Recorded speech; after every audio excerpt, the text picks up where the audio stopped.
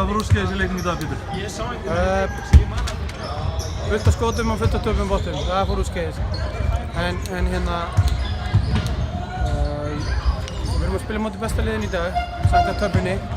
Og við komum í eina leik, ekki vitandi það hvort að Danny eða Silvía hefðu getað spila.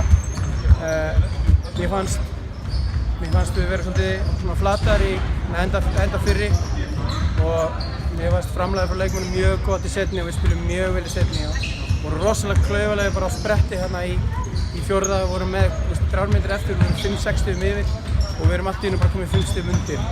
Það er rosa dýrt og hérna, en ég er bara útrúlega stoltur samt sko, það er börðust vel og hérna tókum fullt af frákustum, fullt af sóknar frákustum og það er bara 2 vikna æfingavika til að vera betri og við erum það kannski til að mér er kannski bara að skjóta meira, við erum bara að skjóta boltana 30%. Við erum að leiða deildina í frákustum en við erum að skjóta boltana 30% svo